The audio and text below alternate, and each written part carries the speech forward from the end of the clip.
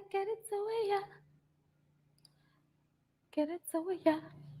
And I better buy. Get it to ya.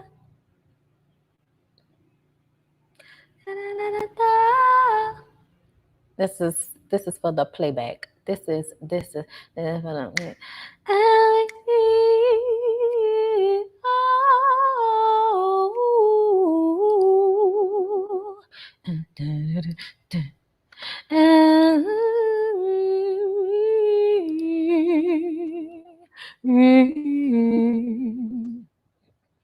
oh, the music just turns me on. Thinking of a master plan. Duck with the record, duck with the record. Thinking of a master plan. Cause ain't nothing but sweat inside my hands. Still running up, some president thinking how I can get some dead presidents. I'm talking money. I used to be a stick up chucks. Hold up. Still nothing move with the money, and I want because I'm righteous. Maybe I might just 9 to 5 if I strive, and maybe I'll be alive. Listen to this, man, do I miss? And a nice big plate of fish, which is my favorite dish, but without no money, it's still a wish.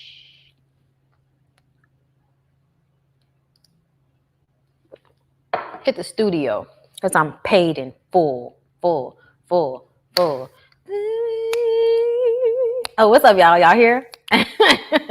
Nigga was posting it everywhere, so I didn't know if y'all was here yet. Okay, we back in this thing. I'm gonna give everybody a minute. I'm sorry, y'all. Y'all know I usually would have posted it pregame, but the interview really had me a little discombobulated.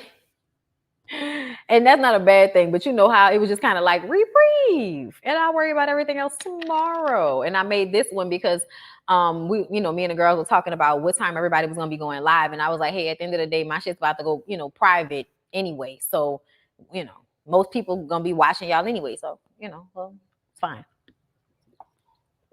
But this is the members only. Members only. Okay, this is the members. Members only. All right.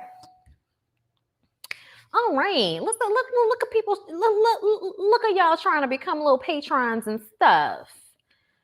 Trying to give me y'all little $1. Girl, thank you.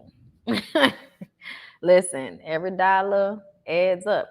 I saw that in the Discord. Somebody said the next. That's why I started singing right. But I was listening to that earlier, so that's why I was like, oh shit, right here.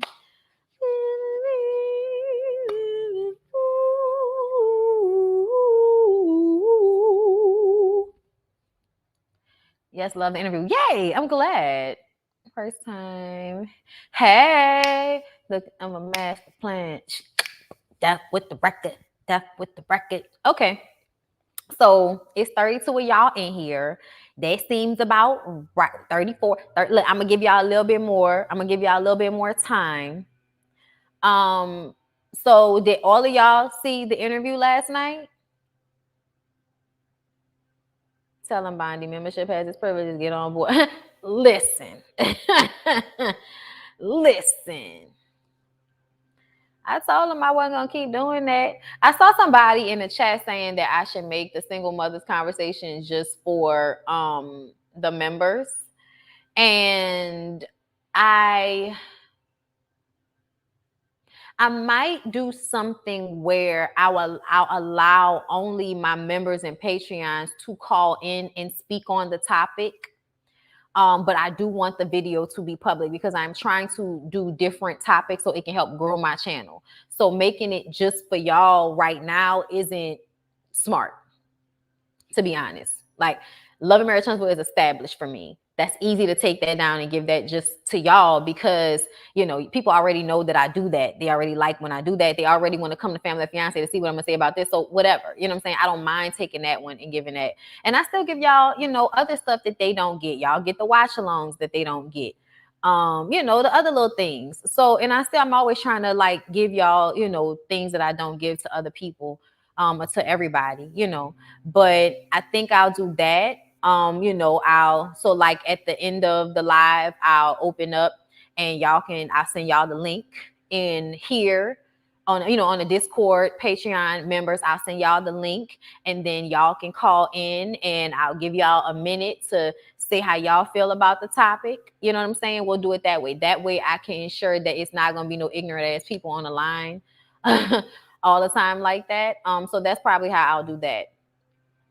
No, I'm not going to review For Our People. We talk about it on the Ooh Ladies First panel.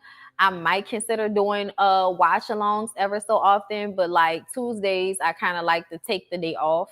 So I don't want to like pick up another show to be watching at night on Tuesdays, especially because like, Married at First Sight comes on Wednesdays. We got to watch that shit. Get ready for the Ooh Ladies First panel on Thursdays. Plus, I'm giving y'all more BondyBlue shows, but I am trying to stop giving so much content because I don't have the bandwidth. So now I'm starting to do the videos that are only going to get, the views at the end of the day. And I'm also trying to like change into more evergreen topics and doing more conversational pieces and, targeting and titling the videos in that way instead of it just being about the show, but more so about whatever topic was more prevalent from the show. So, more topic based. The topic will drive traffic to your channel. You will gain subs. Exactly. You see where I'm at with it. Bonnie talks about our people. Yes, on the Ooh Ladies First panel, I'll be posting links to lives in the event tab of the Discord now. Okay, thank you, Tina. Thank you for that. The interview with Melody was excellent. Well done. Thank you, Monica. I appreciate that. Come on with the what's. Hey, Chocolate Padilla. Members only call will be dope. Yes, Tracy. All right. So we on this. Y'all cool? Okay. We on the same wavelength with that. Sometimes less is more. We're going to support no matter what. Thank you, Elaine. And especially right now, because I do want to still give y'all the podcast. So I can't keep giving y'all all of the reviews if I still because I was doing the podcast on Tuesdays. You know what I'm saying? Like Tuesday evenings, I would sit down and pick whatever show and I would sit and do my podcast thing. So I had specific days where I had planned out to do that. So that's why it's like I can't just keep overloading myself, especially still doing gossip topics. Now, Love After Lockup, I didn't stop doing it, but I said I was going to start doing every 2 weeks instead of every week because sometimes like not enough is even happening on one episode for me to waste my time. I haven't watched this week's episode yet, but I'm gonna watch it. And I'll probably try to give y'all something tomorrow on that. So it'll probably be like a Love After Lockup live, and then a Real Housewives of Potomac live. And depending on what's going on, I might do a BondyBlue show too. We'll see. But I might just do a BondyBlue show on Tuesday at the beginning of the day because there's no more Raising Canaan. So, Love and Hip Hop Atlanta is over. So yeah, I'll probably give y'all a BondyBlue show and then Love and Hip Hop Miami on Tuesday. So, but yeah, okay. So 75 people are now in here. So I'm glad I waited because I started running my mouth like this around 34. So there are now like 40 more of y'all in here. So now we can go ahead and get into the topic. Yes. Okay. So we already talked about Kimmy and Maurice and Tiffany and Lewis. So let's move on to Mel and Destiny. So, and the only reason I didn't have y'all know I usually like to give y'all screenshots, but I'm pulling that back as well because that takes a lot of time. Family or Fiance, that's new couples every week. But for these shows that y'all know the people, unless it's a new show, there's no need to do all of that. No, I'm not reviewing BMF. Not enough people are going to watch that. I might do watch-alongs with BMF. Because we do like to watch that show. So, whenever me and Lyric decide to sit down and watch BMF, I'll set up and I'll let y'all know and I'll do a watch along and then I'll leave it up there for playback so y'all can watch it later if y'all would like. But most of these shows are now going to be watch alongs that only y'all get. But I'm not going to continue to review shows that get me anything less than 10,000 because it's just too much to do. And when I'm also trying to do all these other things. Are you going to review Black Ink Crew? I'm going to start because I always have, and it's always kind of been beneficial for me. So I'm going to start and see how it goes. And if I feel like it's not giving enough, then it will be downgraded in some capacity to where maybe I talk about it as a segment on the BondyBlue show versus giving it its own show. So we'll just see. We'll see how it plays out. But I do plan on reviewing it. I would plan on doing Black Ink Crew as Rasher Reality. Absolutely. All right, y'all. So with all of those all those housekeeping questions, if you can, I really miss the give your advice when you would read the letters and give your advice every now and then. Can you bring that back? Y'all don't know how to write letters, y'all. Y'all don't know how to write letters. But you know what? If I don't have to do it every week, maybe. I need to get back to Station Head, so maybe I'll do it on there. We'll see. But if I put an announcement out, I'll just see how it turns out and I'll see. But I won't make any promises. Okay. So let's go ahead and talk about Mel and Destiny. So Mel and Destiny talk. And basically, Destiny calls Mel a bodyguard for Tiffany. Like every time I try to express something about how I'm feeling about your girl Tiffany, here you go defending her. Okay. And Mel actually elaborated on this on the interview last night. Can I get some more, please? Thank you. I did. But there's nothing in there. You thought they was gonna have something in there. There's nothing in there. Anyway, Mel actually admitted during the episode that there were moments where Tiffany was being shady, but she wanted Destiny to admit that she was being shady as well. And I understood where she was coming from because, yeah, she was making a whole bunch of facial expressions. She was rolling her eyes. She was over Tiffany, but I also feel like Tiffany had already done the damage and Tiffany was continuing to do the damage. So it was just kind of like, yeah, I am showing that I'm bothered by her, but she's continuing to do shit to bother me. You know what I'm saying? But y'all, y'all were if y'all were in the interview last night, y'all heard her say that after that they were on the bus kikiing and laughing with each other. So Mel don't know what the issue is, but Mel just wanted Destiny to communicate clearly to Tiffany what she meant by have some coots so she knows how to act moving forward, so that if she makes this mistake again, then she can't say you didn't communicate clearly to her what was required, right? But here's the thing, Tiffany doesn't give a fuck. To me, Tiffany doesn't give a fuck one way or another. I think Tiffany is one of those people that knows that she's this type of personality and she's fine with ostracizing people because of it. Because you can't tell me that you have a whole bunch of friends going around handling people in this way. Like, I get it, y'all. I am the abrasive friend. I'm the person that's going to be honest and say whatever. And it has lost me probably many a relationship because people can't handle my honesty. And that's fine because I don't need to be around people like that anyway. People are going to move out of your life as they need to. I need people that are going to accept me for who I am in full and allow me to do that for them. And then us have our moments and have to correct those moments, or understanding each other's isms and allowing us to have those isms without making a big deal or making it seem like the person is trying to fuck over you by just being themselves. Okay. But you also have to handle people with care if you want them to handle you with care. So Tiffany can't go around crying about the way people handle her or about the faces that Destiny makes or the comments that Destiny makes when she continues to punch people in the tit with the shit that she says up out of her mouth. Okay. And I do feel like at the end of the day, Mel is 100% loyal to Destiny. Destiny is her real friend.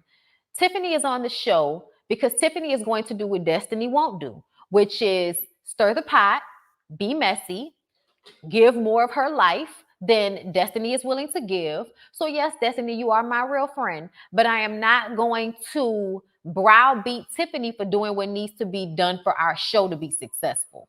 That is what is happening. Period. Okay. Let me see what y'all are saying. Zales knows exactly what she is saying. Bitch, not Zales. Oh my God.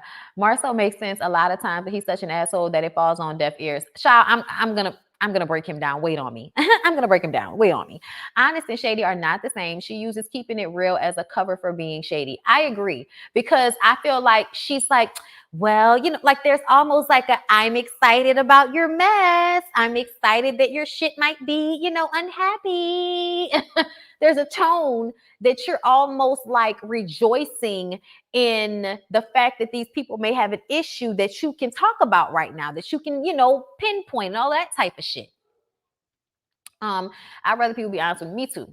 Me too. And that's why I have such an appreciation for Mel, because I feel like I understand her. You know what I'm saying? But I also feel like sometimes we just gonna call a thing and we ain't gonna put sugar on shit. And that's why I understand, and I'm starting to like Destiny, because I see the honesty in the real of Destiny, and I also understand that I might want to make my money by being on this show, but that don't mean I gotta give you more than what I want to give you, and you can be mad about it. Like, that's the truth of the situation. You know what I'm saying? I hated when Tiffany interjected in when Marcel was talking to Thick Dude.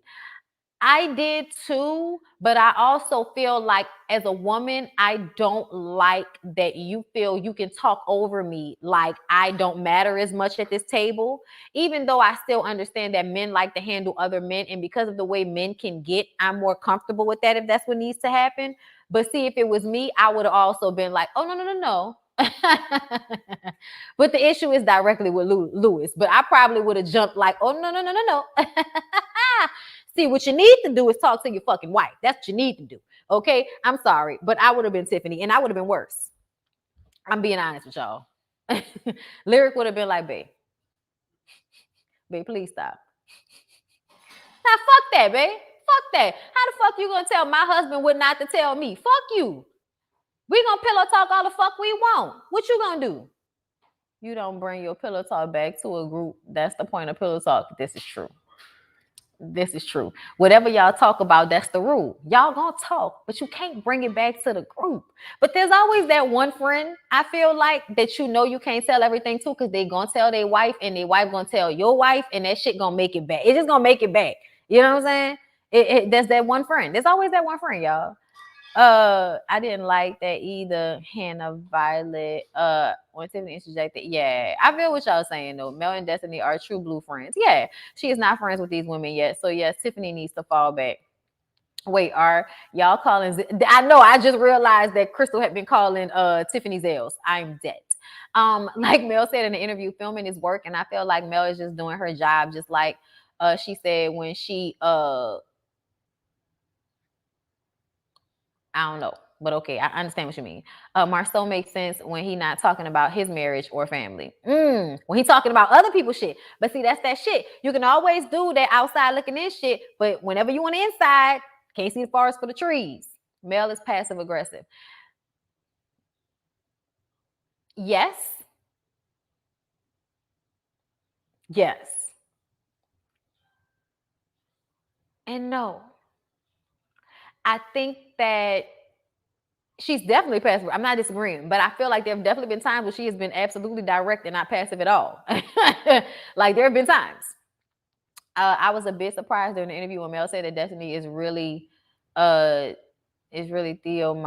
She hangs out with outside is the only one that she hangs with. I wasn't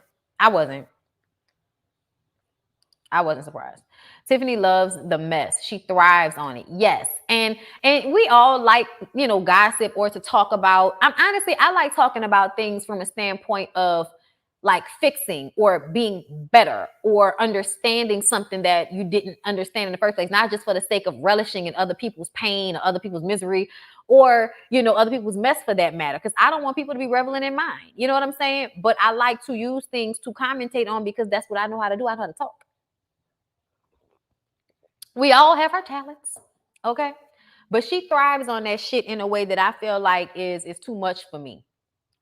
And she wears being transparent. But are you being transparent? And I also feel like just because you are willing to give of yourself because you are in a certain place, it doesn't mean that everybody else needs to be in that place at the same time. That's a lesson I had to learn as well. Just because, you might be wanting to be all open and honest don't mean that person want to be all open and honest. And it ain't your business to put them on blast for their shit, as far as I'm concerned, unless it has something to do with you. Her and her janitor of a husband seem to bond over judging other couples and starting chaos. It's whack.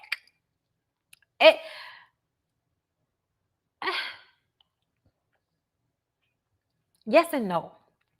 Executive producer Mel is loving Tiffany's presence right now, especially since nobody's giving the way she and Martell have. And they need to give so that Mel and Martell can take a break from giving. That's another thing.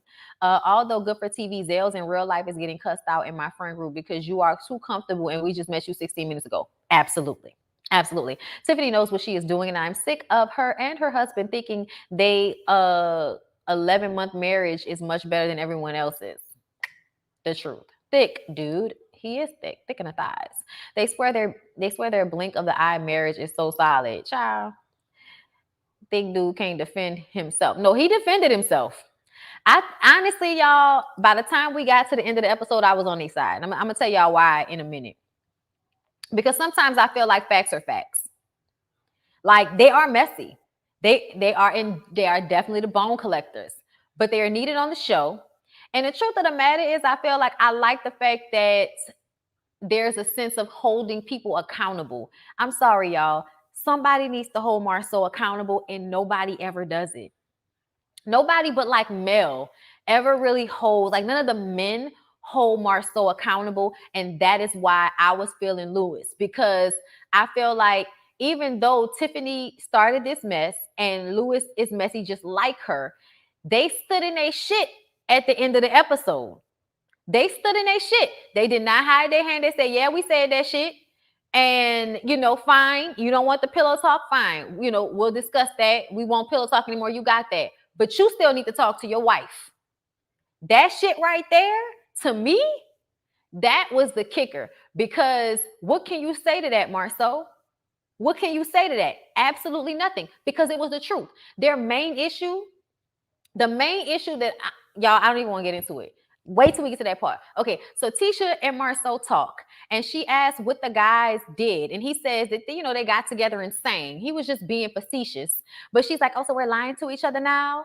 And I'm like, "Yeah, she already on one if she's taking this comment that was sarcasm as him lying to her." I was like, Tisha is definitely in a space of like insecurity. Then she tells him about what Lewis told Tiffany about him thinking that she's insecure and dragging that into their marriage. And she says that she's not insecure. And here go another, person or couple that's been together for less than 5 minutes telling her what to do with her marriage. And he says, the surprise therapy mess made him think that there's a problem and she has insecurities in certain areas. And she's like, well, all people do. And like that's a common thing. And he says, well, we do everything together. So how can you allow people on the outside to, make you question your marriage and your relationship with someone who you are always physically with? And she says, well, it's not just the commenters of the show, it's her family members too. And they've probably been saying that shit for longer than they've been on the show. He says it's none of their married friends, and she would not take solid business advice from any of the people that are making those comments about her marriage. So why would she take that advice from them about her marriage? Like, you don't trust them on any other front. And he made a good point when he said that, but I think that's the thing that he knows how to do. He knows how to explain away why he is not doing what he's supposed to be doing in the relationship. Bottom line, if Marceau was instilling in Tisha the security that she needed emotionally, she would not be worrying about what anybody else was saying about their relationship. But he creates that deficit. He chips away at her self-esteem. He chips away at what he allows for her to do. He chips away at her being a person and more so being his secretary or his helpmate. Like, that's the only thing she is good for or valuable in. And then here's the thing, y'all. Here's the thing is what I noticed. As a man, you are really supposed to be confiding in your wife. You are supposed to be talking about your worries and your problems with your partner, with your wife, the person you've chosen to have children with and have business and homes and money tied to. That is the person that you are supposed to feel the most comfortable talking about your life stressors with. Yeah, there are some things we just talk about our girlfriends or our male friends with. Fine. But the main huge things we should definitely be discussing with our partner. And Marceau feels like because Tisha is a woman, she is not smart enough or her opinion is not valuable enough to confide in her. So he doesn't. And then that creates this space where he doesn't deal with his own emotions. He doesn't talk to her about it. He can't really talk to his other male friends about it because he always wants to seem as if he has everything together because he's the one that's always dishing out the advice. So he basically has nobody to go to talk to about the things that he's going through as a man, but by his own design. By his own design, because he refuses to see his wife as the full human person that she is. She is not just a woman. She is not just an appendage of you, nigga. She is not just the mother to your children. She is a grown human being with her own mind, intuition, and her own her own mindset about things. And if she is truly of value to you as a woman, as a wife, and a mother to your children, that her opinion about life and the things y'all go through should matter to you enough that you confide in her when you are troubled.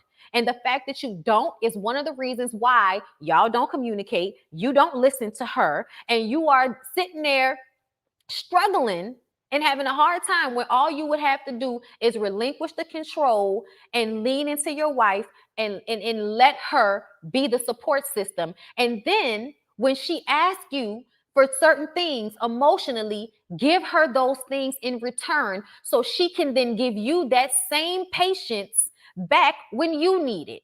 He does not fill her cup, and he constantly wants from hers. And what I mean by that is you want her to make all the sacrifices, you want her to make all the concessions, you want her to do all the hard work, that you get to take he gets to take the prize. He gets to say that this is my family, this is what we've done, this is what we've built. But you have not poured into your wife in your relationship in a way that helps her feel stability emotionally. She doesn't feel it because you don't give it. And this episode was a perfect example of how Marceau does not stabilize Tisha and then finds other outside sources to blame for it. At the end of the day, Tisha was already being beat down in this relationship because you wouldn't let her do anything. And y'all had said that. Even if that's what y'all agreed to, she could have agreed to that because that's what you wanted. And she knew she wanted to be taken care of because she struggled so much. And it's hard to find a man with a good job, the mindset to build something so that y'all can have more in life. So Tisha thought she hit the jackpot with Marceau, but Marceau is emotionally unavailable.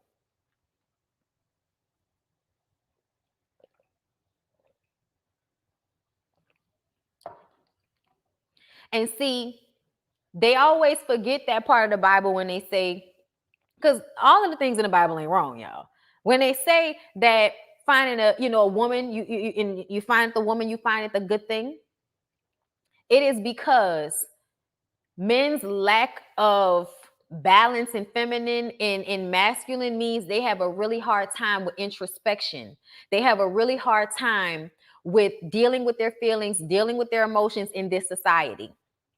Women, we seek out that understanding. We seek out that elevation.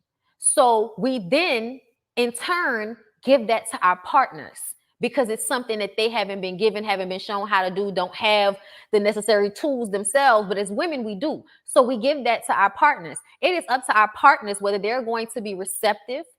And if they are receptive, then we can grow from that. But if they are constantly fighting against it the way Marceau does, Marceau fights against his wife and her own expertise. If she is insecure, I'm sorry, Jody, it's because you made her that way. She allowed it, but you made her that way because she entrusted you to take care of her as her husband, and you weakened her. You weakened her in the world. You weakened her in y'all family. You weakened her in y'all's relationship. And then you have the audacity to almost, I guess, resent her for not being smart enough or intellectual enough to make you feel comfortable enough to rely on her in that way emotionally and mentally when you need someone to talk to. But you created that deficit because you wanted the type of 1950s woman that somebody told you was the definition of a wife. So you beat her into that, not physically, but I feel like with the way he handles her, he definitely has forced submission on Tisha. And now he's upset at the way she's insecure. It's because you made her that way, Marceau. When you get to stand strong and watch your wife be weak, it's because you've taken something from her in order for you to be able to stand that way and for her to be weakened in that way.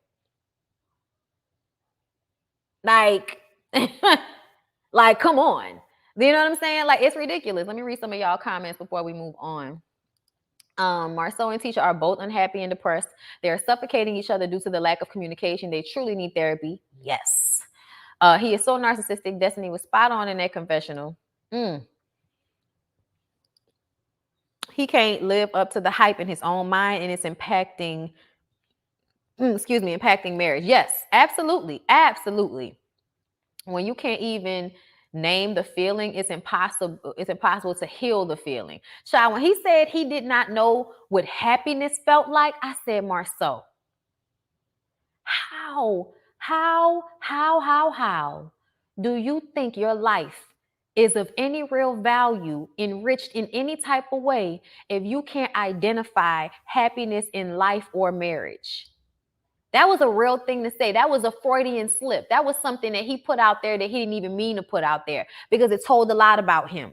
It said a lot about how insecure you really are. Now, we all knew you were insecure because of the way you move, the way you try to control your wife, the way you refuse to create a balance in your life, and you like to keep things at this unbalanced level, even between you and Tisha, and your parenting, and who's putting forth with effort and all of that.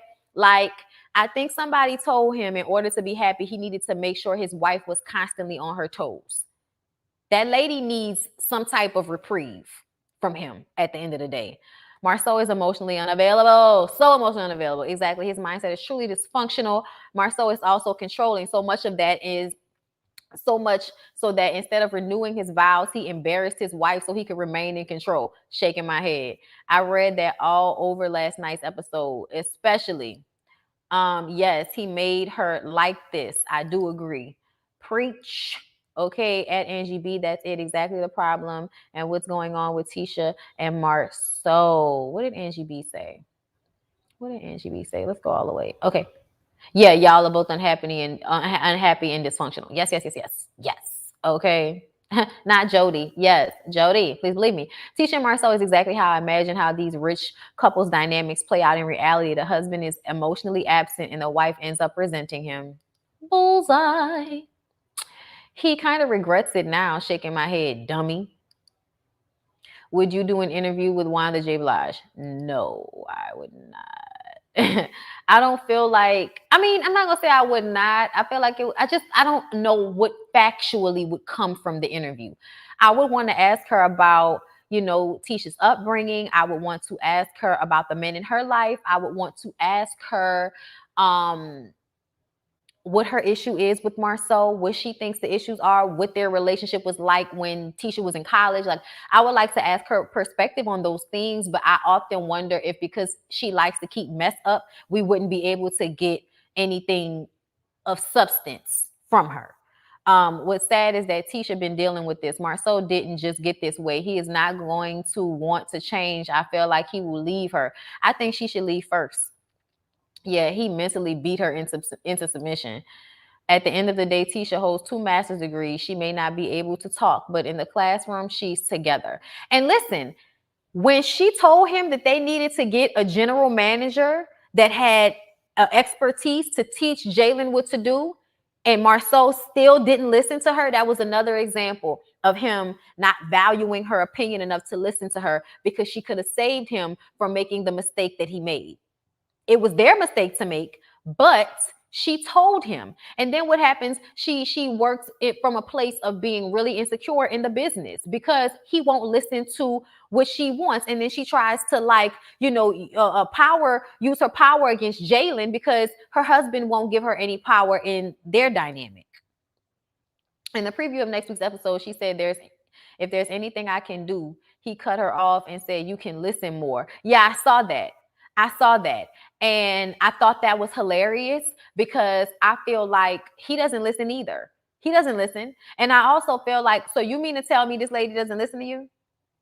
You mean to tell me this lady, or is it that you want her to suffer in silence?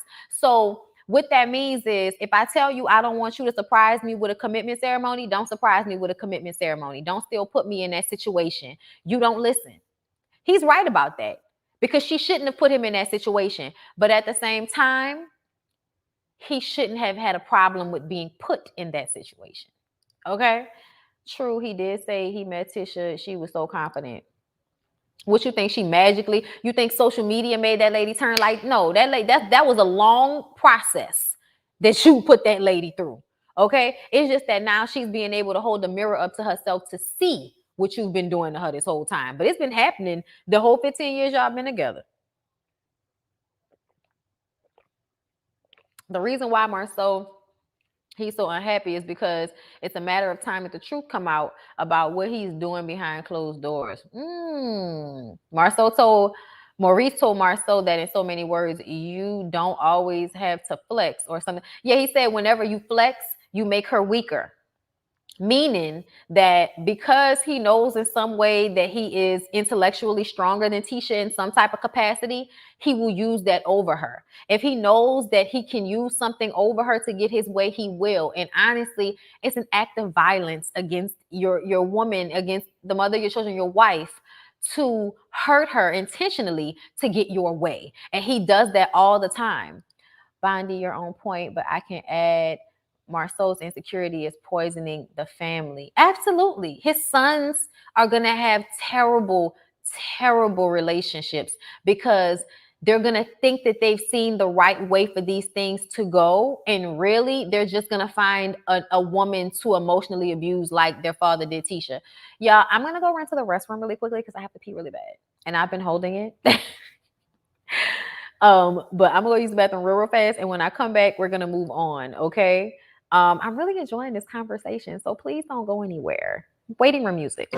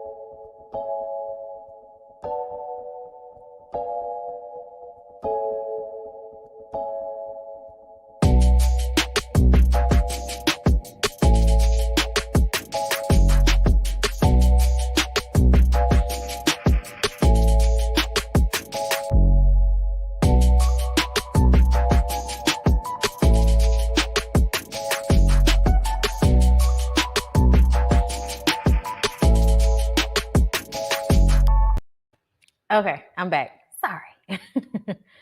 Listen, I'm sorry, y'all, but I couldn't sit here. I'm on my period. I had to go to the bathroom. Okay, I love y'all. Thank y'all so much for being patient with me. Okay, so let's read a few of these comments, and we'll be moving on from there. Okay. Tisha said they moved fast in college. Their first day was in Home Depot because he was working. 6 months in, They moved in together. He proposed. A year later, they were married with a child. Too fast. I have a feeling that Marcel grew up in a home where his emotions and thoughts weren't heard, and now he is recreating that environment within his own relationship. Absolutely. Their relationship reminds me of that song Find 100 Ways by James Ingram. Never heard it. Tisha's advice about the Jalen GM issue at Bondi. I think everyone at the chapel was disgusted with Marceau. I love the fact that Mel said something. Even Martell was like, really, dude? Like, and see, this was the thing that Martell was good at. Martell was good at these types of moments. And he feels like because he's good at these types of moments, then, you know, that showcases that he's not that bad because look at what Tisha's going through. Child, Tisha's going through that because Tisha's choosing to stay in that space. Marceau has browbeat Tisha to the point that she's second guesses every move, and then he gets mad when she doesn't stand on her own. Even though it is killing him, he can't help but recreate that dynamic because it is familiar to him. I don't condone leaving, but Tisha needs to leave and find herself. Child, I condone it. Get the fuck out of there. Y'all told me to go pee. Yeah, it's traveling down. Pathology. Okay. He may not even be intellectually on a higher level, but just more articulate, relentless, and callous. Ooh, come on. Come on, Capricorn Moon Goddess. Say that. Say that. That was a word. A word. Okay. I'm not sure what I missed, but the chapel situation pissed me off. Her mood pissed Mel off. Her mood was off for the rest of the show. I'm gonna get to that. I haven't got to it yet, so you didn't miss it. Okay. I want Tisha to get herself together for herself and the kids. That man ain't going to do that. He's not. I was not mad at forehead and big hips this episode. I wasn't, y'all. I'm telling y'all, I really wasn't either. They were doing what needed to be done. This has been so uncomfortable. Tisha already a single parent. She needs to leave, but Marceau probably won't give a damn. Child, he don't want her to leave because he don't want her to take half of that money. I don't mind wide hips checking Marceau because no one else will. I'm telling you, I wonder is Tisha blind to what's going on, or if she just doesn't know how to articulate how she feels. No, I think she knows what's going on. I think she doesn't know what to do. I think she has been told. Tisha doesn't know how to figure out how to just trust her own feelings because there are too many people telling her how to feel, and she doesn't know how to shut out that noise yet. And that's sad to me. And I feel like Marceau keeps saying that she needs to go to therapy on her own. And she's like, no, you need to go with me. No, you need to go on your own. You need to absolutely go on your own so that you, and he's stupid because he don't realize if she goes to counseling on her own, she will eventually understand, see, and hopefully get the confidence to move accordingly. And when she does that, he is no longer going to be able to use those same childish tools he uses to control her. If you ask me. Comfortable in the chaos. Yes, Marceau reminds me of that chef from Family or Fiance. He sees everything as business. Yes. If Martell is disgusted, then you know it must have been a mess, right? Listen, poor little Tink Tink Tisha did that to herself. How you gonna listen to people who throw surprise weddings before listening to your husband who said he don't want a renewal? So I don't feel bad for Tink Tink. I feel bad for her, even though I agree with that. And I feel bad for her because I feel like at the end of the day, like I need my husband to love me and care about my feelings more than he cares about controlling a situation. Because that's really what it's all about. To me, the ends don't justify the means. Like, okay, it didn't have to be a vow renewal. You could have still said something that made your wife feel loved and appreciated in that moment, which is all she was really looking for from him. And the fact that he could not muster up the care for her to put his bullshit aside and give her that for a moment, just for that moment in front of all the people. Like, to me, it seems like you just don't want to have to publicly profess your emotional love for her because you don't know how to do that and you're not comfortable doing that. And I feel like that's because he's never done that. I don't think he knows how to verbalize emotionally how he feels about her. I don't think he knows how. And that's why he reacted in that way. Not because, oh, I just want to control it. No, I don't think it's just that. I think he does not know how to articulate his emotions. And so if he were to try and get up there and say how he felt about Tisha, he probably would stumble all over his words and that would embarrass him. And then he would get mad because he felt embarrassed. Because a lot of egomaniacal niggas do that. They can't stand being embarrassed. Like, learn to laugh at yourself and calm the fuck down. It's not that deep. Okay? But I feel like what Tisha is asking for is so minuscule. It's such a small thing to do for the person that you love and that you're building this life with. Like, that's such a small thing to do that you withholding it is abuse. And not only are you withholding it in that moment at the chapel, but that's what you do in y'all relationship. You withhold emotional support in front of people and in private. I don't care what he's talking about. I want to do it in private. No, you want to tell her that you're going to do it in private, and then you'll probably never do it. Thank you. Thank you. I don't think he has anything to profess because everything she does is what he believes is her responsibility, right? So there's no appreciation for what she's doing because she's supposed to do that. Who doesn't want to renew their vows on a 15 marriage celebration trip? Ridiculous. Tisha won't correct Marceau, but she silently reveals what other men do in her presence. Dr. Francis, Big Kiss Maurice, their uncle. I hate that for her. I do too.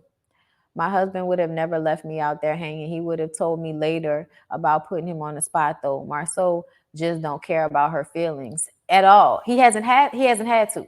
I don't think Marceau ever loved her the way she loves him. My mom always tells me to marry someone that loves me more than. That's always the rule from women to men, as far as I'm concerned, because men have to love you more. They have to.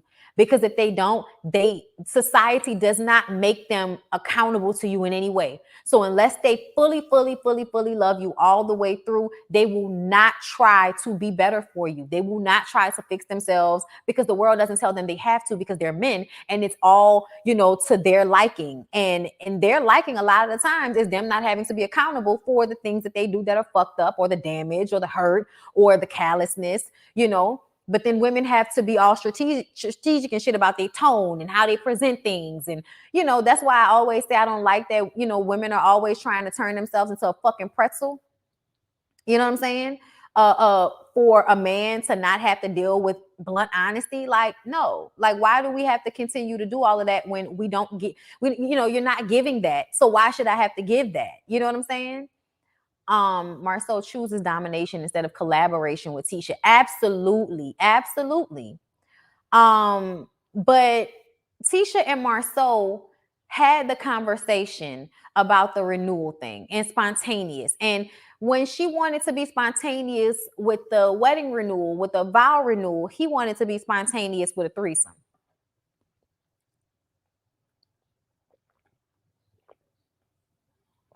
I think Mel didn't want to say anything bad about her coworkers. Y'all saw last night I tried to get her to speak on Marceau. I did.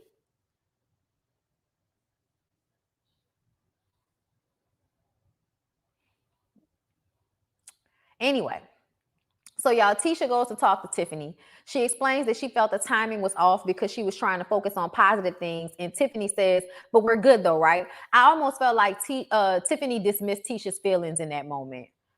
Just so that they could get past it. Because it's like, yeah, I'm still going to do stuff like that. So it doesn't even matter what you're about to tell me. We're good, right? Like, she totally disregarded Tisha's feelings, and Tisha allowed her to do that.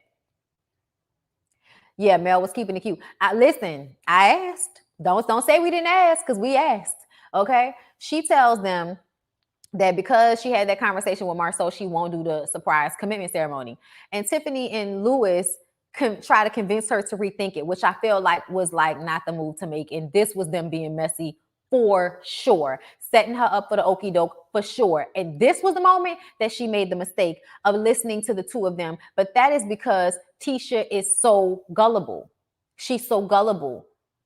Like, she doesn't have she has not been allowed to trust her own instincts. So instead of following her own instincts, she will question herself. And if somebody else have a stronger constitution than she does, she will allow them to move her. And I really want her to get out of that space. Bondy, you asked a few tougher questions and Mel definitely didn't answer. Oh, I know. But see, here's the thing. As an interviewer, the only thing I can do is ask the question. That's the only thing I can do. Mel is good at answering questions and not answering questions, but to me, that's better than somebody that tells me I can't ask them a certain question. I would rather you come up with a way to either not answer it or a roundabout way to answer it than to tell me ahead of time I can't ask you about a certain thing. So at the end of the day, when people be like, oh, Mel had, I saw somebody said that the interview was boring because her answers were, rehearsed. And I was like, well, they may be rehearsed because she's used to talking about these same things, but we never give anybody questions. And we don't like to give people questions because we do want the conversation to be organic. And honestly, that's probably one of the things I like about Mel. And that goes to Mel's Southern girl charm with being able to handle people applying pressure to her. You know what I'm saying? And it may not be what people wanted, you know what I'm saying? But ultimately, as a woman, I'm like, thank you for your services. You know what I'm saying? Because having somebody have an answer or not have an answer is always better than them not allowing you to ask the question. Okay. And that's important. So anyway, moving on from there. On the way to dinner, Tisha says she still has a surprise for Marceau. And he mentions again to surprise him with a threesome. And I keep mentioning that because it's a joke. Everything's a joke. So when Tisha wants to do something spontaneous, well, if you're going to take this thing as a joke, then fine. It was a way to invalidate her. It was a way to dismiss what she wanted to do. Like if she wanted to do was juvenile and stupid because it was spontaneous and not planned. He did that. He absolutely did that in that moment. And that shit made me mad because I was like, so you joking about having a threesome is you taking shit seriously? You poking fun, you constantly joking and making like little comments that you say are just jokes about you cheating or, the outside baby comment, not wanting to directly answer questions. You do shit like that shows us you don't take y'all's relationship serious either. But when she wants to do something spontaneous for a day, now we want to talk about somebody not taking the relationship seriously, Marceau? Wow. And that's why I don't really give a fuck that much about the fact that he didn't want the spontaneous thing because it's not coming from a real place. It's not coming from I have a real issue I would prefer for you not to have done. It's not coming from that place, y'all. It's just not. It's coming from a place of I want to control things. If there's a moment where Tisha obviously wants some type of emotional validation from me, I'm not going to give it to her because it's going to keep her off kilter. It's going to keep her from being strong in this relationship. And she can't get strong because if she gets strong, then I won't be able to control her. I won't be able to tell her what to do. I won't be able to manipulate her into doing what I want her to do. So he's never going to do anything that is really going to make Tisha feel supported and strong enough to flourish and be full of who she is, because that will require a healthy relationship and a man that is secure in himself. And I think it's so funny that we're talking about how Tisha is insecure, and you can go and talk to another group of men about how you feel like your wife is insecure and she's making it seem as if you're insecure. Well, that's speaking on you. That's you telling on yourself that you feel insecure and you notice that your wife is insecure, and you have got to know that her condition is only a reflection of you as her husband. If she isn't well taken care of, if she's tired, if she's wore out, if she's unhappy, if she's resentful, if she is not flourishing in the manner in which she should as a woman who has a husband that is there taking care of her, guess what? You're not doing your job based on the way you feel like relationships are supposed to go, as this patriarchal, misogynistic way that marriages are supposed to look like. Marceau has told us many times how he feels like the marriage is supposed to look. Guess what? A part of that is you holding up your end of the deal. And you really don't reaffirm that Tisha doesn't have anything to worry about. You don't. You play on it. And then in the moments when she is caught off guard, you play on her fear that you may be cheating on her. You play on that fear all the time, and you have the audacity to turn around and call a woman insecure who you constantly pick and pick and pick and pick and pick at. Come on. Child, anyway, in the car, they talk about how for the girls' night out, titties was out, and Kimmy gave people lap dances. I mean, no, not Kimmy. Destiny gave Kimmy a lap dance. Child, Maurice really wants this threesome with Destiny and Kimmy, I feel like. Honestly, if they weren't friends, like if they didn't have to be around each other, child, Kimmy, tell us the truth, girl. Did y'all do a threesome? Tell me the truth. Was it fun? Talk to us. Anyway, those are questions we'll ask later on. But what's up with that? And why do you and your brother always like to impress upon your wives that you want a threesome? When the truth of the matter is, can you handle two vaginas at once? Can you handle the one you have? Because a lot of y'all niggas can barely supply the basic requirements for some of us, okay, which is minimum 3. Okay, what I mean by that is minimum 3 orgasms per session. I'm a woman. I should be having more orgasms than you. You have one big one. I should have multiples before you get to that one big one. That's how this works if you're to be good at your job. Okay. So if you are not ensuring that for the one woman you have, then you can't give that to 2 bitches at one time. Can you even, is your dick going to be hard the whole time? Talk to us. You want to talk about threesomes. Can you mechanically handle them is the question. Okay. Anyway, they show up, y'all, when Mel told Martell, you look nice, Martell. Like, yeah, him and his ankles look real nice.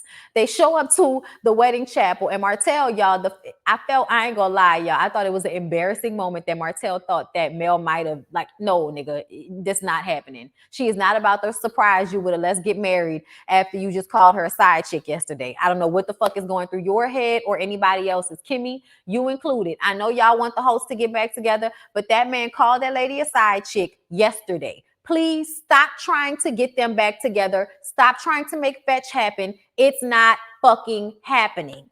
Okay? It's not. Cut it out. Too soon.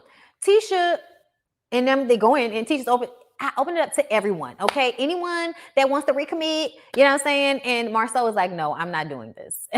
Tiffany and Lewis try to talk to Marceau. Marceau, it's your 15th wedding anniversary. It's about love. It's you guys. You should definitely do it. What are you talking about? Everybody was like, you should do it. You should do it. You should do it. Martell says, some people, listen, I'm sorry, y'all. I'm skipping shit. When they said they would not do it, child, everybody was over it. But I think when Lewis and Tiffany got up there, they thought it might help coax Marceau to do it. So they got up there and, you know, of course they do their vows obnoxiously, you know, our 11 months. And Martell was like, that's all right, because some people don't even make it to 11 months. And Destiny was like, I know you ain't talking about me. He was, what? No, you know. When I tell y'all, I was dying laughing at Martell the whole time he was in the chapel. Listen, when him and Mel are not like the mess, when they aren't in the shit, they are hilarious, y'all. Because I feel like both of them was drunk. I don't know why, but I felt like both of them had been drinking or something like that, because Mel and Martell were hilarious during this chapel scene. Okay. So Destiny says that Tiffany is extra. She works on her nerves. True.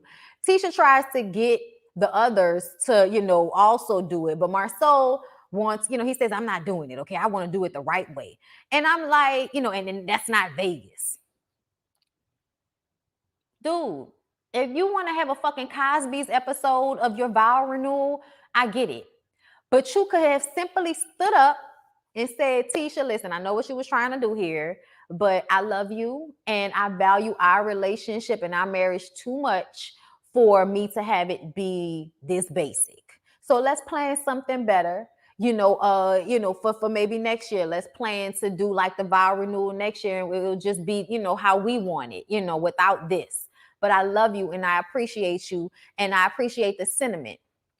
And I love you into 15 more. You know what I'm saying? But see, he would actually have to be in a space of feeling that in order to be able to communicate that to her. And he's not in that space. Honestly, the way he expresses, the way he talks about marriage, it sounds like nothing but sacrifice and um no pleasure. It doesn't sound like pleasure to me what he thinks marriage is. There are no upsides. It's all sacrifice, and I want a family. I want these little, children, pieces of me to live on. Men want children just as much as women do. Like, cut it the fuck out. Y'all don't want the responsibilities that go along with it, and society has allowed y'all to run away from said responsibilities without any real repercussions. So y'all continue to do that because when anything is hard, if you can get away with not doing it, you're gonna not do it, right? So, a lot of y'all leave mothers to be responsible for the children and all of that, but you still want these little pieces of yourself to be left here on earth once you're gone, because that's the ego of it all, right? So that's why you want children and a wife, because it's a testament to your accomplishment as a man. Not because you want to have a union with a woman who you can build with together, who supplies you with something that no other woman could give you, and you supply her with something no other man can give her. And that is supposed to be understanding and love. That's what that's supposed to be. Understanding and love, and how we need each other in the moments that we need each other, because everybody is not going to always be fitting into these gender roles for y'all. You know what I'm saying? Like, everything is not going to always be 100% this way, that way. So you need to be able to move with those punches. And I feel like they think they're moving with the punches, but in all honesty, it's like a stick in the middle of a storm, right? And the stick thinks it's standing strong, but each storm is knocking off a piece, knocking off a piece, knocking off a piece, knocking off a piece, knocking off a piece. And the thing is still in the ground, so it thinks it's strong. But each time wind hits it, a piece gets knocked off. Like, that's their marriage. That's their marriage. And I feel like the look in Tisha's eyes tells me that lady is not happy. And it wasn't until the end of the episode I realized just how unhappy Marceau is as well. Okay. And it's not as easy as him just being a controlling man, but really being a man that doesn't know how to communicate his emotions. Y'all, I don't know who the fuck is at my door. I don't know. I don't.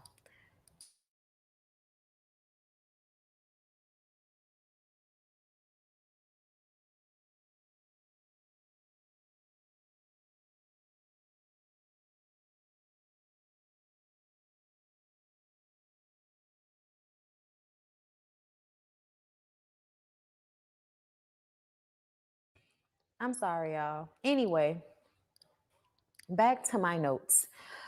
Okay, so where was I? Who the hell is that?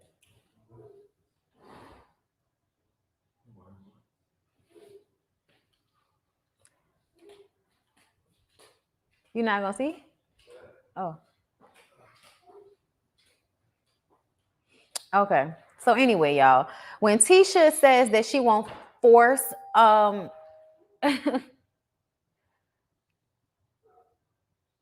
when Tisha says that she won't force Marceau to do it, Martell says, hold on, she won't force him. Martell and Marceau said that's the, oh yeah. So when Tisha said that she won't force Marceau to do it, and Martell was like, well, that's love. Him and Marceau were like, that's love. And when they said that, it made me mad, because it made me feel like they view a woman's love as her suffering in silence to their mistreatment. That's what that sounded like to me. And that was really, really bothersome to me this episode. Like that, they validate each other's bullshit in that way, even when they sometimes try to hold each other accountable. Okay. But anyway, y'all, moving on. At dinner, Martell insinuated that he may get Mel back eventually. Mel wants him to just move on. Okay. She said she done. I'm done. So they toast to being happy. And Mel says, Martell, you don't want nobody to be happy. I said, Mel, why are you picking at that man? I said, Mel, why is you picking at that man? Okay. Leave him alone.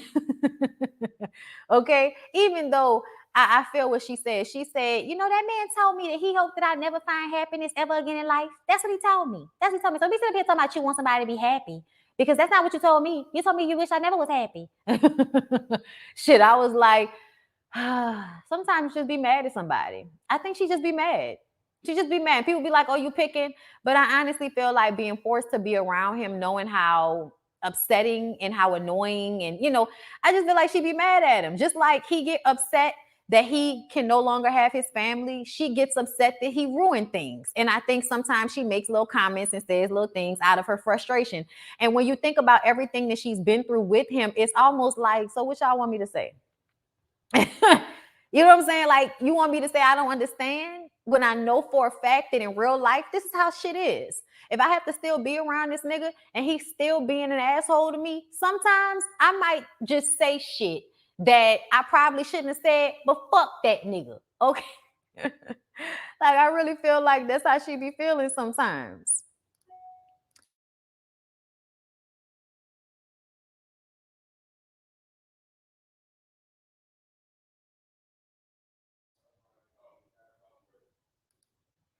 Anyway, so moving on from there, I'm trying to understand who the fuck is banging on my door like the police. But anyway, moving on from there, Marceau says the reason why Martell said that was because he still loves her. I'm like, that's not love. That's control. That's not love. That's not love, y'all. I hate when people do that. That's not love. Love is I love you enough to know that I want you to be happy if you're with me or if you're not with me. It's selfish. It's such a selfish feeling to feel like you don't want somebody to be happy because you're not with them. That's not love. That's control. Okay, so shut the fuck up, Marceau, with that bullshit. Okay, but he did make a good point when he said Martell's mistake was thinking that because he was doing what other men were not doing, that it was okay for him to cheat and have an outside baby on Mel. Basically, comparing himself to other men instead of being what Mel needed for him to be. Marceau says also that we need to be limiting the pillow talk. Is when he turns the conversation towards Tiffany and Lewis. And Tiffany says that, he doesn't, she was like, yeah, but you don't think you need to communicate more openly with your wife? And I'm like, Tiffany, like, I don't disagree with you, bitch. Anyway, so Marceau says, I'm talking to Lewis. And Lewis says, no, I got it. She don't need to talk for me. He was like, well, moving forward, the pillow talk won't be an issue, but you do need to talk to your wife. And Mel then changes the conversation to depression. And I like that Lewis checked Marceau, y'all. I'm sorry, but nobody else checks Marceau. Not in a real way. Not in a nigga stop playing. One of your main issues is the fact that you don't talk to your wife.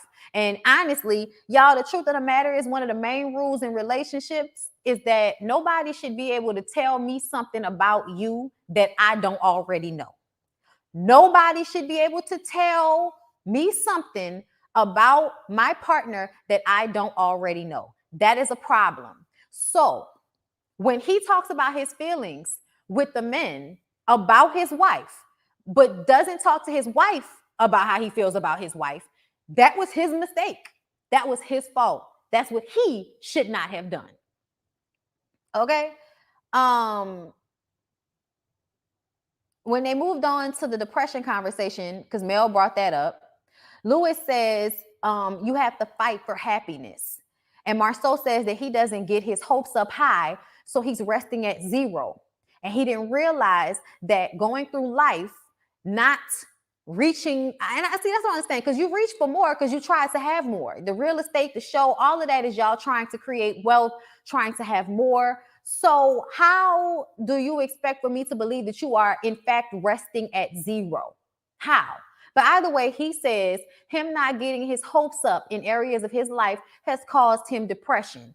And he says he's content and satisfied, even though he can't define happiness in life or marriage. You are not content. You are not satisfied. You are lying to yourself because you want to be some type of self-help guru. That you think you can go around dishing out advice to people. And so you have to show up in the world as if you have no issues yourself. But that's bullshit. That's such bullshit, Marceau. Are you depressed? You probably are. But I feel like it's more so because it's a bed you made. When you try your hardest to use your energies to weaken the people around you that love you, you probably end up in some ways weakening yourself. And now you're looking back on that decision and feeling like, well, I've already did the damage, so I might as well just, keep doing what I'm doing. Why change? Why do something better? When Lewis said that you had to fight for happiness, this is when I realized that people like to devalue Lewis and Tiffany because they just got married, but let's not forget that they were both in unhappy marriages for an extended period of time. So, and I also feel like they probably were cheating with each other while they were in their previous marriages. I think they were. And so I think they've been with each other for longer. And so even though the marriage is only, 11 months in, the relationship probably spans a much larger time frame.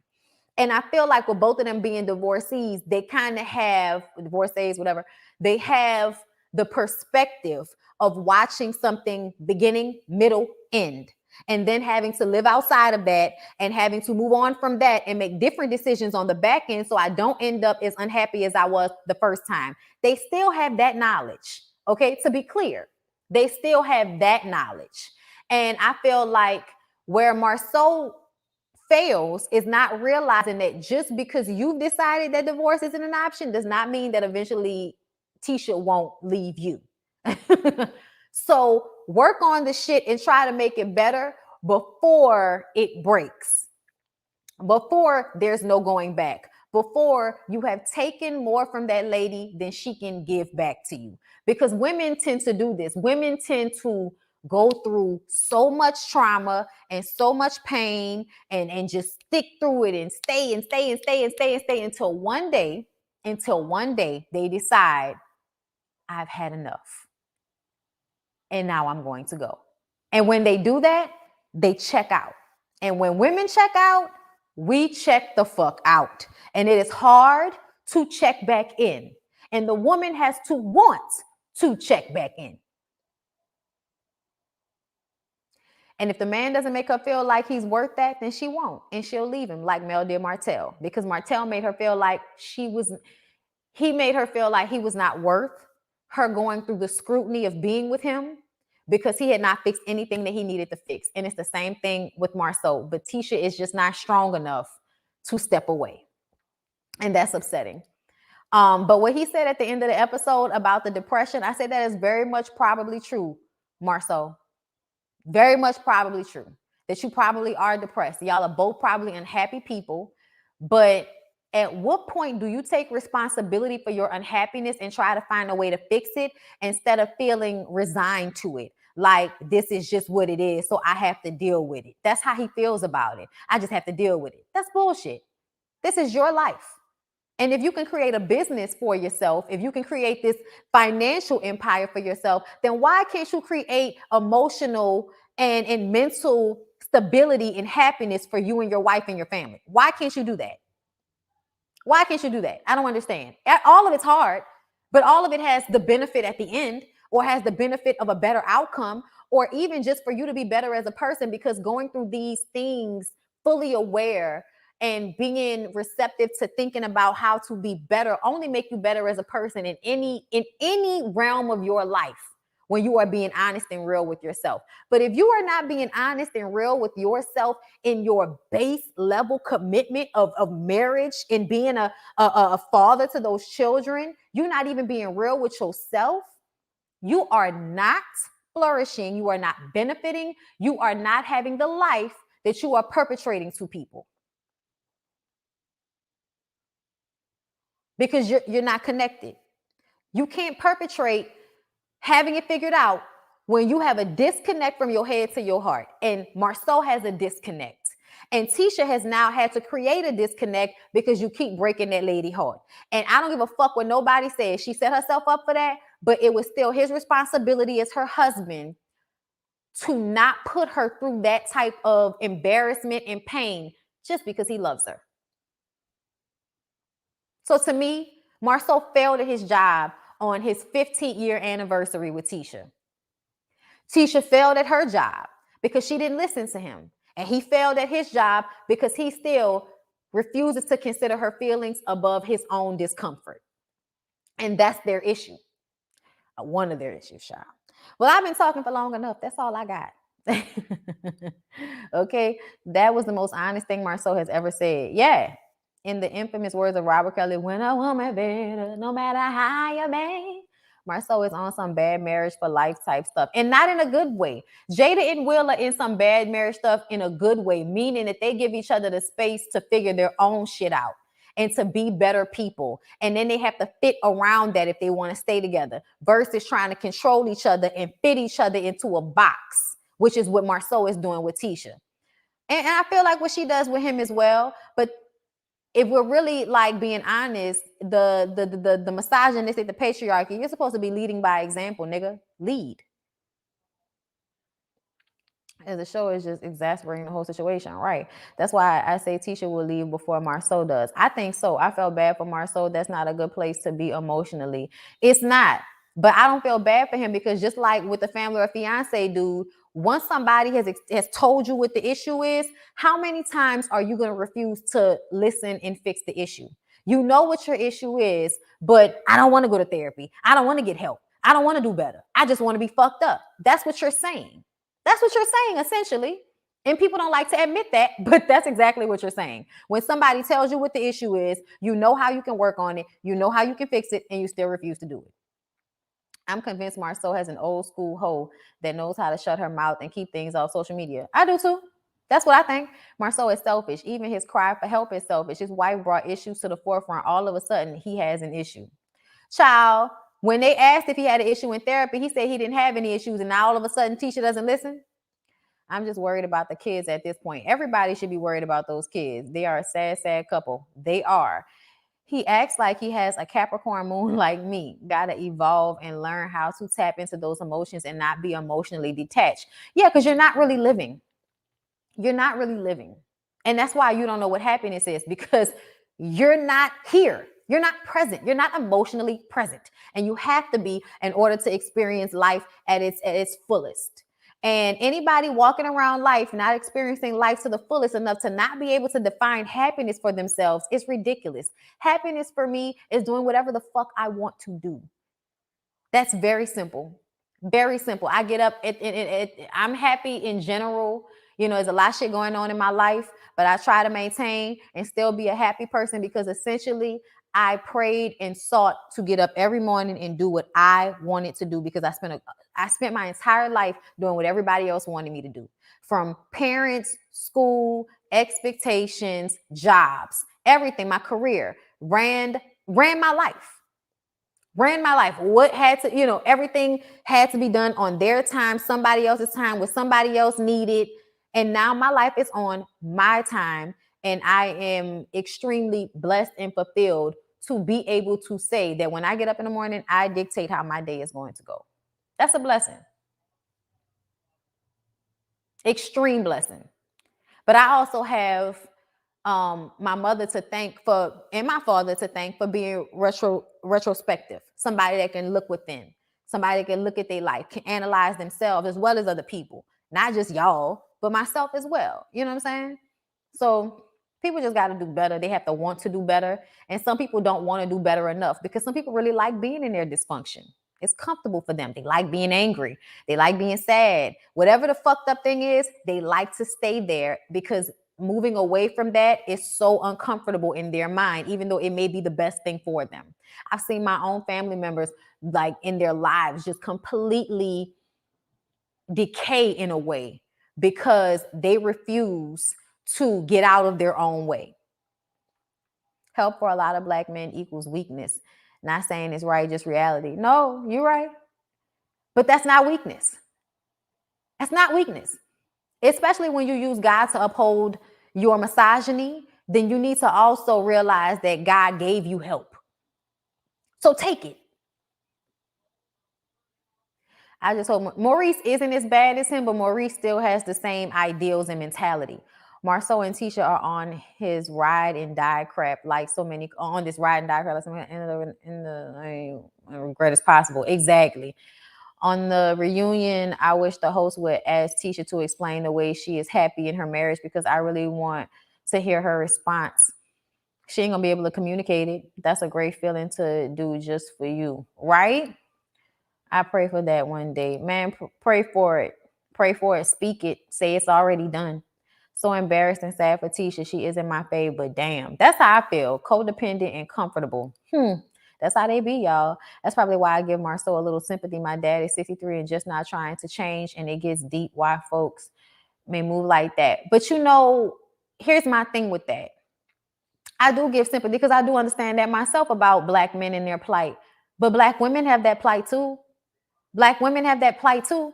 So why is it that we're only making concessions and allowances and giving sympathy to the men? Why? Why?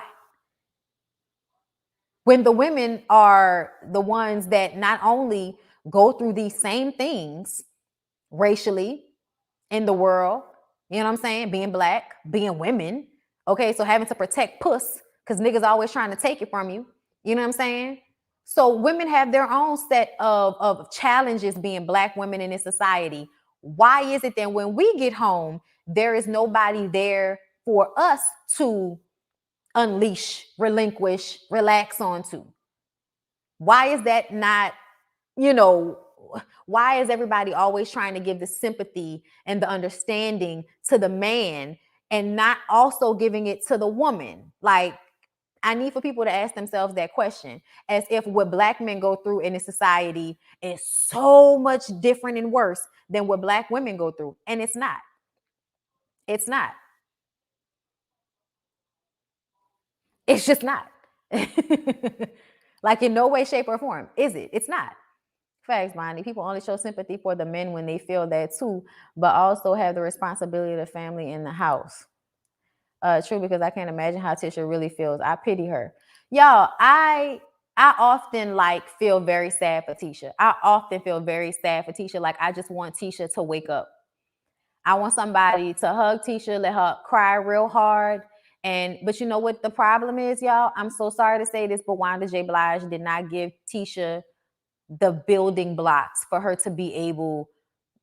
I always go back to my mother. You know, I was talking about this before I even got on the video. I always go back to my mother teaching me how to be a woman, how to take care of myself. That includes self-care. That includes not choosing partners that don't allow you the time or the space to take care of yourself. You know, even though she worked real hard like I do, worked herself crazy sometimes, worked herself sick sometimes, just out of being a hard worker, but never really having to work that way because you still secured a man who can supply that for you when needed. You know what I'm saying? And it really becomes a partnership because you can also supply that if he needs it. And you supply what he needs, you know, and he does the same thing for you. And a lot of these relationships that I'm seeing, that shit is not reciprocated. That shit is not reciprocated, okay? Marceau doesn't even want her to seek help for herself. He really casted off anyone in her life she could vent to or get insight from because their circumstances aren't exactly the same. Exactly. And I want her to go to therapy. And I want her to rely on smart, solid women. And Wanda J. Blige is not that. Because if it was, she would have instilled that in her from the very beginning. I get what you're saying, and I wasn't saying it in a way to absolve him. I'm just going through it with my dad, so it hit me different too. No, I get it, Nelly. Nell. I absolutely get it. I have, when we talk about certain things, I absolutely talk about the empathy that I have for certain men. When we talked about the dude Chris on Family of Fiance, what that was last week, you know, I saw a lot of my father in him, and I do get it. You know what I'm saying? I understand it, but I want us to unlearn that when we're looking at a man and a woman. You know what I'm saying? Because I feel like we so often do that, and that's the way we're designed to feel, to give more sympathy to the man. And I'm not going to continue to do that. And I just want to call out when we do that. You know what I'm saying? Wanda did not prepare her and didn't teach her self-love, but you can't teach what you don't know for yourself. This is true. Tisha said, said that Wanda wishes she would speak up for herself more because we all know Wanda is outspoken. There's a difference between being outspoken and pouring into your daughter what she needs to know about being a woman. And a lot of that is protecting yourself and maintaining yourself and picking partners that don't abuse you in any way and having the confidence to rebuild when things go bad. You know what I'm saying? So I feel like building block wise, Your mom is supposed to instill in you the knowledge of how to choose and the strength to do for yourself what you expect for somebody else to do for you. She gave Tisha the strength to do what she needs to do for herself because Tisha made it to college and Tisha's smart and all of that. But she did not pour into Tisha the self-care part. And that's the bad part. Because Tisha doesn't know emotionally what she should be receiving because Wanda J. Blige could never give it to her. You can tell Wanda hasn't been emotionally supportive. So Tisha never had emotional support in the first fucking place to know that she needed a husband who can give that to her as well. This definitely isn't just a Marceau issue. As much as we love Wanda J. Blige, she never showed Tisha the love she needed to be a strong woman. Right. Where's Tisha sorority sisters, child? Tisha one of them people you probably had so many conversations with, you just can't do nothing with her no more. You just gotta watch her be in pain. I don't know. I don't even know if Tisha has a relationship with her dad. Wanda and Marceau both beat Tisha down when they see strength rising in her. That girl needs to break free. Tisha needs counseling. She needs to stick close to Mel and soak up pointers. That's what she was doing before, but her insecurities make Mel competition for her instead of someone she can learn from. Marceau telling Tisha to go to therapy alone could be a very thing that gives. So that's the same thing I said. That's why she needs to do it. Marceau probably walked all over Tisha like Marceau is doing. Yep. Which is why she chose him. But anyway, y'all, I'm done. I've been talking for over 2.5 hours now. I'm tired. I love y'all. I appreciate y'all. I hope y'all enjoyed this live, and I will see y'all tomorrow. Peace out, y'all.